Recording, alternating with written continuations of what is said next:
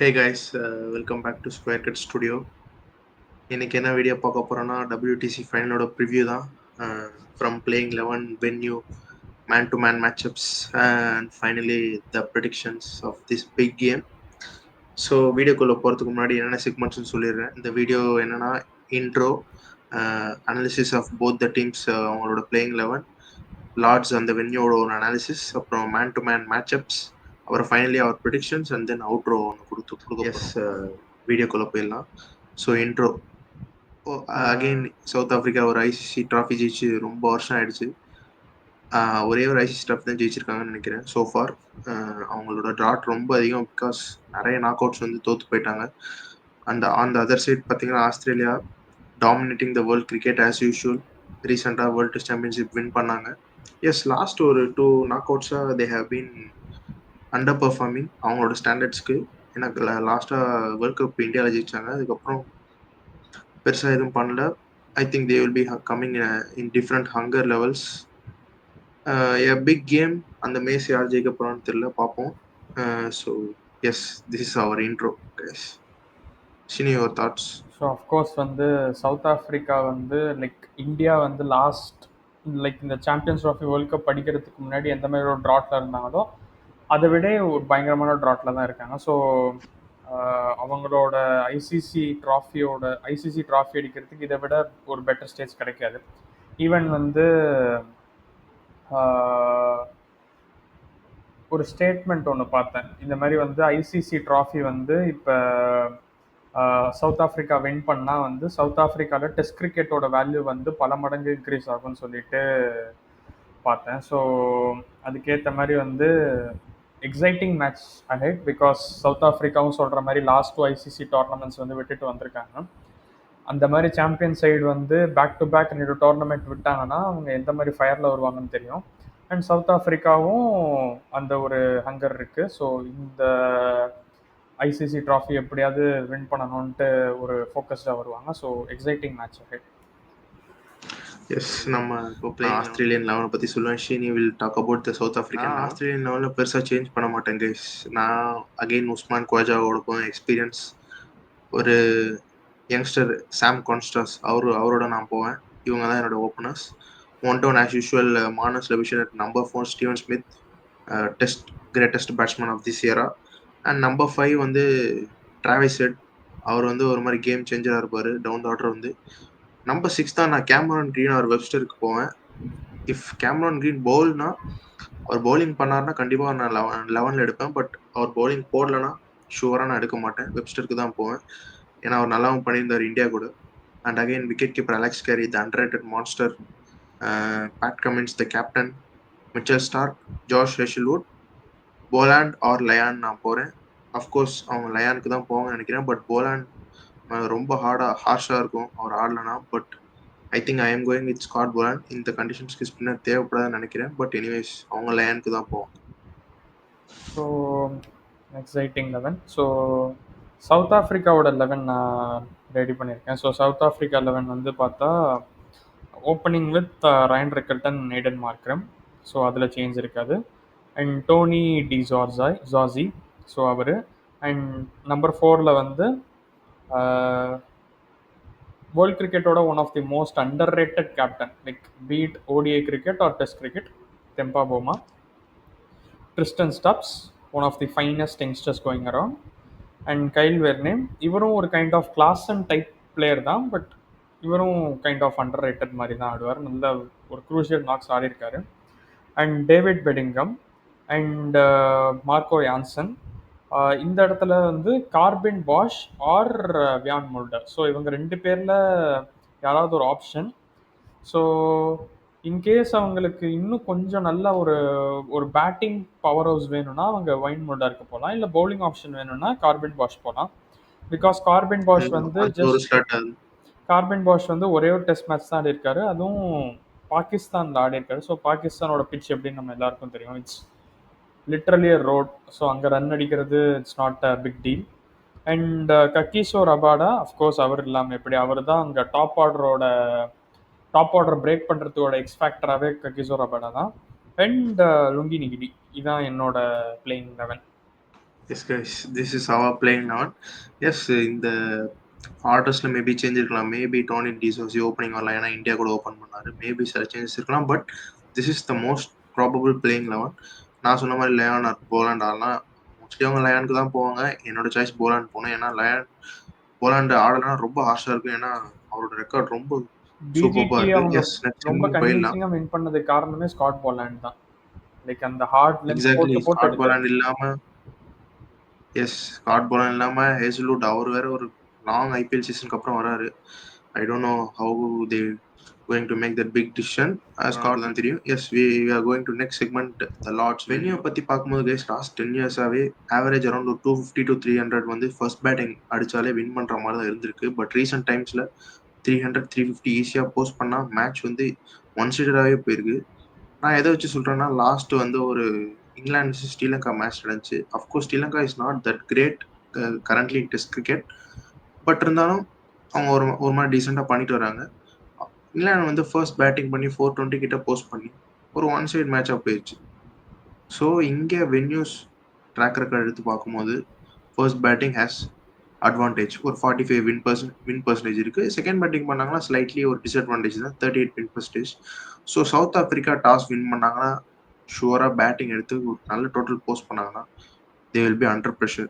நம்ம பிஜிடியில் பார்த்த first match பர்த்தில் nearly 150 தான் அடிப்பாங்க. நல்ல ஒரு bowling பெர்ஃபார்மன்ஸ் வச்சு இந்தியா கம்பேக் பண்ணுவாங்க. So nothing is unless otherwise ஒரு க்ளவுடி கண்டிஷனாக எனக்கு தெரிஞ்சு bowling சூஸ் பண்ணும். ராங் டிசிஷன் எடுக்காம டாஸ் வின் பண்ணி பேட்டிங் எடுத்தா they can win the match. And நம்ம இப்போ மேன் டு மேன் மேட்சப்ஸ் போயிடலாம். ஷினி, your man to man matchups. So man to man matchups வந்து அஃப்கோர்ஸ் டாப் ஆர்டரில் Kagiso Rabada versus Steve Smith Labuschagne, இவங்க 2 பேர் செம்ம matchup. One of the best matchups. Because சொல்லி எடுப்பார் ககிசோ ரபாடா. அண்ட் அவர் வந்து லாங் ஐபிஎல் சீசன் அப்புறம் வரல. He had a very good break ஆக்சுவலாக. ஸோ சீக்கிரமாகவே டெஸ்ட் வேறு நடந்துச்சு நடுவில். டெஸ்ட் வேறு நடந்தது. ஸோ கொஞ்சம் நல்லா அந்த டெஸ்ட் கிரிக்கெட் ஜோனில் தான் இருப்பார் அவர். ஸோ அண்ட் இந்த வாட்டி நான் ஏன் Kagiso Rabada will win the battle நான் சொல்கிறேன்னா, ஸ்டீவ் ஸ்மித் அந்த சாம்பியன்ஸ் ட்ராஃபி ஃபுல் டாஸ்க்கு அப்புறம் இன்னும் ஒரு பால் கூட மேட்ச்சில் அட்டன் பண்ணலை. ஈவன் கவுண்டி கிரிக்கெட் கூட அவரே சொல்லியிருந்தார் அது ஆக்சுவலாக. ஸோ வந்து அண்ட் இது எப்படி ஒரு பேட்டிலாக இருக்குன்னா, லார்ட்ஸில் ஸ்டீவ் ஸ்மித்துக்கு இருக்கிற மாதிரி ரெக்கார்டு வேறு யாருக்குமே இல்லை ஆஸ்திரேலியன் சைடில். பட் ஆனால் அவரே கிரிக்கெட் ஆடாமல் அவர் கிரிக்கெட் ஆடிய மோர் தென் 3 months ஆக போகுது. ஸோ இது எப்படின்னா, மேபி அந்த லார்ட்ஸோட சினர்ஜி அவரை கிளிக்காக வைக்கலாம். இல்லை நார்மலாக நீங்கள் ஒரு நார்மலாக ஒரு பிளேயர் வந்து ரொம்ப நாள் கிரிக்கெட் ஆடாமல் இருந்துட்டு திடீர்னு ஒரு பிக் ஸ்டேஜில் வந்து டெஸ்ட் மேட்ச் ஆட போகிறீங்க, அதுவும் ஹை ப்ரெஷர் கேம் ஆட போகிறீங்கன்னா அந்த இடத்துல ஒரு ஜோக் பண்ணவும் சான்ஸ் இருக்குது. ஸோ என்னோட ஃபர்ஸ்ட் கீ பேட்டில் வந்து Kagiso Rabada versus Steve Smith. Exactly, எனக்குமே அந்த கிராஸ் கவர்லாம் கொடுத்துருந்தாருன்னா ரபாடா வந்து கண்டிப்பாக ஒரு லுக் ஃபார்வர்ட். என்னோட அடுத்த மேட்சப் யாருன்னு கேட்டிங்கன்னா மார்க்கோ ஆன்சஸ் விசஸ் மார்னஸ் லபுஷேன். நான் ஏன் இதை சொன்னேன்னா, அகெயின்ஸ்ட் லெஃப்ட் ஹேண்டர்ஸ் இன் லார்ட்ஸ். எஸ், யான்சனுக்கு பெருசாக எக்ஸ்பீரியன்ஸ் கிடையாது லார்ட்ஸில். ஒரு 4 விக்கெட்ஸ் தான் எடுத்திருக்காரு இதுக்கு முன்னாடி. பட் ஷுவராக எனக்கு தெரிஞ்ச மார்க்கோ ஆன்சன் வந்து அந்த டாப் ஆர்டர், அந்த நம்பர் 4 நம்பர் 3 அந்த மிடில் ஆர்டர் அவங்கள எக்ஸ்ப்ளாய்ட் பண்ணணும்னா இவரை வச்சு தான் பண்ணணும். ஏன்னா he can swing the ball both ways and அவரோட ஹைட் அதை வச்சு தான் நான் எடுக்கிறேன். So I think Marco Jansen is key. And என்னோட இன்னொரு மேட்சப் யாருன்னு கேட்டிங்கன்னா, இது பெருசாக நீங்கள் எக்ஸ்பெக்ட் பண்ண மாட்டீங்கன்னு நினைக்கிறேன். Mulder against Travis Head. I hope he plays Mulder. ஏன்னா அவர் வந்து ஒரு அந்தளவு பெரிய பேஸ் பவுலர்லாம் கிடையாது. But he can do wonders, especially again Travis Head. அந்த மாதிரி பவுலர்ஸ்கிட்ட அந்த மாதிரி டிஸ்மிஸலாக வாய்ப்பு இருக்குது. He can bring the ball in. Let's hope he does the magic. He is my like இந்த ஓஜி கிரிக்கெட் ஃபேன்ஸ்லாம் பார்த்துருந்தீங்கன்னா தெரிஞ்சிருக்கும், காலின் டி கிராண்ட் ஹோம்னு சொல்லிட்டு ஒரு நியூசிலாந்து பவுலர் ஆல்ரவுண்டர் இருப்பார். எக்ஸாக்ட்லி 120 130s தான் போடுவார். 130s தான் அவரோட மேக்ஸிமம் ஸ்பீடே. பட் ஆனால் அவரோட இன்ஃபேக்ட் அந்த 2019 செமிஸ் நம்ம பேசணும்னா கூட சச் அ கிரேட் எக்கானமியில் போடுவார். லைக் அந்த டோர்னமெண்ட் ஃபுல்லாகவே ஒரு செம்ம எக்கானமியில் போடுவார். க்ரூஷியல் விக்கெட்ஸ் எடுப்பார்.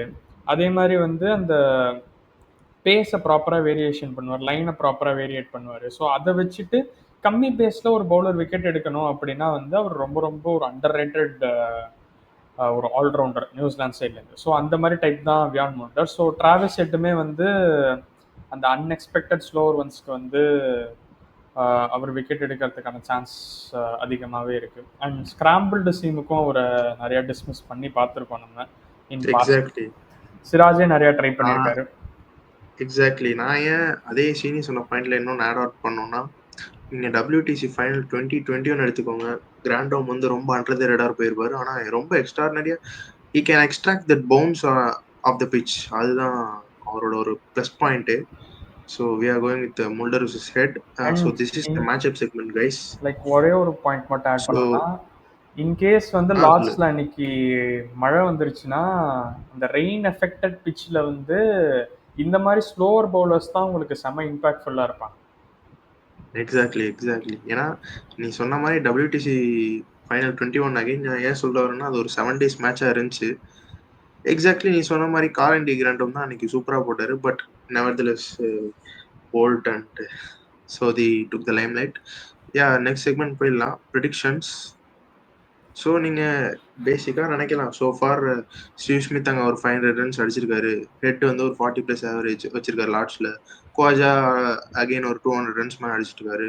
நீங்கள் அந்த வென்யூவில் ஒரு எக்ஸ்பீரியன்ஸ் வச்சு ஈஸியாக சொல்லிடலாம், எல்லாரும் மாதிரி ஆஸ்திரேலியா தான் வின் பண்ண போகுது, டாமினேட் பண்ண போகுது. But we are going again this Australia this time.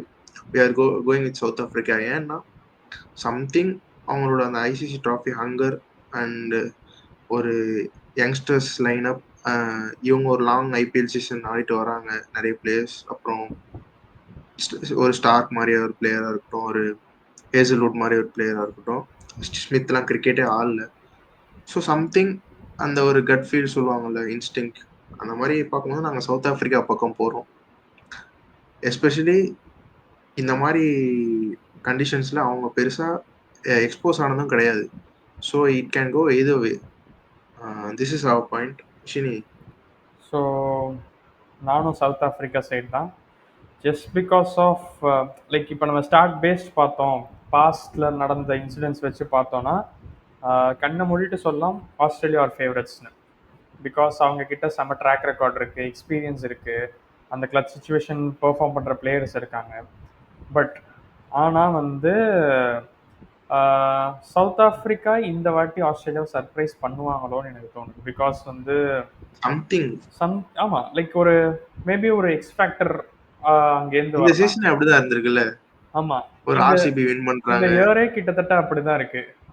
எந்தெந்த like not just cricket, around the world எல்லா ஸ்போர்ட்லயுமே ஒரு டிராஃபி அடிக்காத டீம், ரொம்ப நாளா வெயிட் பண்ணிட்டு இருந்த டீமுக்கு வந்து டாமினேட்டிங்கா இந்த இயர் ஃபுல்லாவே டிராஃபி அடிச்சிருக்காங்க. ஸோ ஒரு ஆர்சிபி எடுத்துக்கிட்டோம்னா லைக் அவங்க ஒரு ஹாஃப்வே ஸ்டேஜ்ல லைக் ஒரு 8-9 மேட்சஸ் ஆடினப்பவே ஒரு சாம்பியன் டீம் மாதிரி தான் ஆடினாங்க.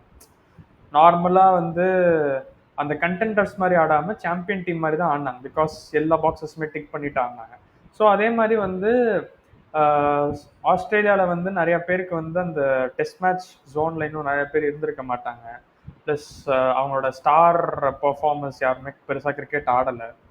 ஸோ பட் ஆனால் இந்த சைடு வந்து சவுத் ஆஃப்ரிக்காவுக்கு வந்து அந்த சின்ன எட்ஜ் இருக்கோ, மேபி சவுத் ஆஃப்ரிக்கா வந்து கொஞ்சம் ஃபோக்கஸ்டாக கொஞ்சம் கான்சென்ட்ரேட்டடாக ஆடினாலே அவங்க பொட்டன்ஷியலுக்கு ஆடினாலே மேட்ச் வின் பண்ணிடலாம். பட் ஆனால் எனக்கு என்னமோ அந்த டாஸ் தான் டிசைடிங் ஃபேக்டர். இன்கேஸ் வந்து ஆஸ்திரேலியா டாஸ் ஜெயிச்சு பேட்டிங் ஆடிட்டாங்கன்னா South Africa might be in trouble. Just because of the reason அவங்க கிட்ட வந்து அந்த எக்ஸ்ப்ளோசிவ் பேட்டிங்கும் இருக்கு, டர்ட்டி ஒர்க் பண்ணுற பிளேயர்ஸ் இருக்காங்க, ஸ்ட்ரைக் ப்ராப்பராக ரொட்டேட் பண்ணிட்டு பெரிய இன்னிங்ஸ் டேடி ஹண்ட்ரட்ஸ் அடிக்கிறதுக்கான பிளேயர்ஸும் ஆஸ்திரேலியாட்ட இருக்காங்க. ஸோ இந்த 3 ரோல் தான் வந்து உங்களுக்கு modern day test matches win பண்ணுறதுக்காக அந்த பேட்டிங் வைஸில் வந்து தேவை. ஸோ அதை யார் வந்து சவுத் ஆஃப்ரிக்கா எப்படி அந்த டாப் 6 வந்து அடாப்ட் பண்ணி பண்ண போகிறாங்களோ அவங்க தான் வந்து எண்ட் ஆஃப் தி டே அந்த டெஸ்ட் மேட்சை தூக்க போகிறாங்க. Exactly. To add on that நான் என்ன சொல்லணும்னா, both the teams, yes, based on conditions தான் இது. நீ சொன்ன மாதிரி டாஸ் ஜெயிச்சு பேட்டிங் எடுக்கணும். Toss is a big factor. Again conditions also English கண்டிஷன்ஸ்லாம் ரொம்ப டைம் டு டைம் மாறிட்டே இருக்கும். ஓவர்சீஸ் கண்டிஷனாக இருக்கும், திடீர்னு சம்மராக மாறும். அது ஒரு மாதிரியான ஒரு ஃப்ளக்சுவேட்டிங்காகவே இருக்கும். பட் இருந்தாலும் சப்போஸ் ஆஸ்திரேலியா பேட்டிங் எடுத்தோம், ரபாடா மாதிரி ஒரு பவுலர், ரியான்சன் மாதிரி பவுலர் விக்கெட்ஸ் எக்ஸ் ஃபேக்டராக இருந்து எடுத்தாங்கன்னா might be things might change. But records இது வரைக்கும் என்ன சொல்லியிருக்குன்னா bat first, put the total and win the match.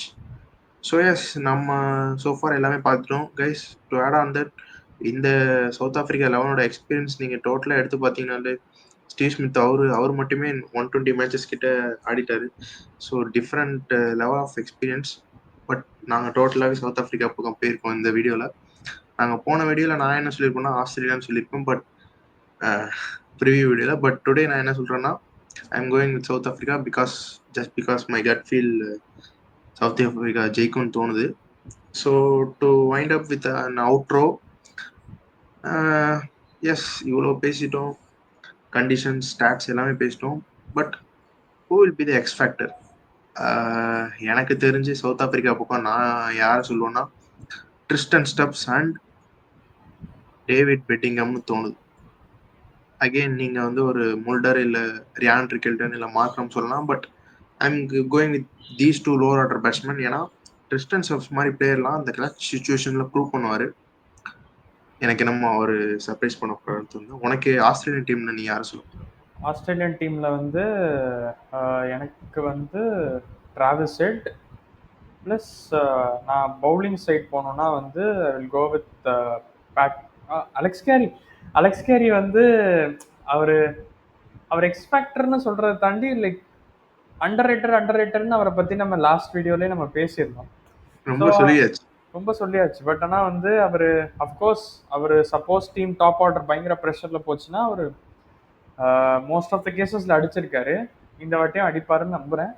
But ஆனால் என்னோட எக்ஸ்பெக்டர்ஸ் வந்து டிராவிஸ் ஹெட். பிகாஸ் நம்ம ப்ரிவியூ வீடியோவில் பேசியிருந்த மாதிரி அவர் விக்கெட் எடுக்கலைன்னா அவர் அழகாக டேடி ஹண்ட்ரட்ஸ் அடிச்சுட்டு மேட்ச் எங்கேயோ எடுத்துகிட்டு போயிடுவார்.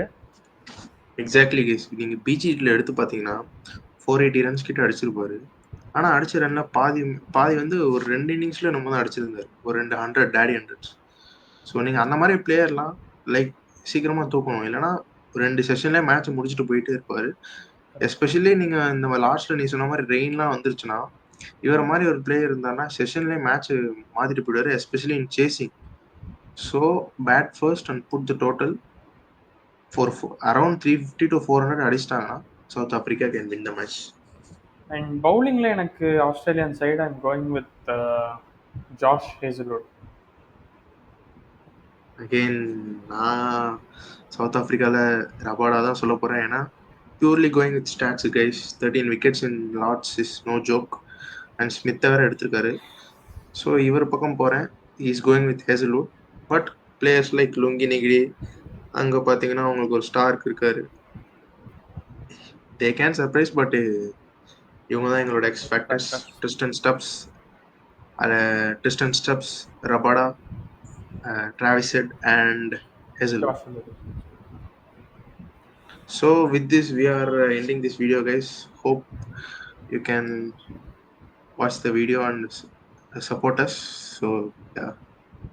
So நாங்கள் இதே மாதிரி ஒரு WTC ப்ரிவ்யூ வந்து ஒரு detailed analysis which is completely based of stats, ஒரு ப்ராப்பர் அனாலிசிஸ் ஒன்று பண்ணியிருக்கோம். அந்த வீடியோ உங்களுக்கு செக் அவுட் பண்ணணும்னா டிஸ்கிரிப்ஷனில் லிங்க் தரோம், அதை போய் செக் அவுட் பண்ணி பாருங்கள். எக்ஸாக்ட்லி கைஸ், அந்த வீடியோவும் பாருங்கள், அதை பார்த்துட்டு கூட இங்கே வாங்க. Yes, thank you guys, keep supporting. Thank you.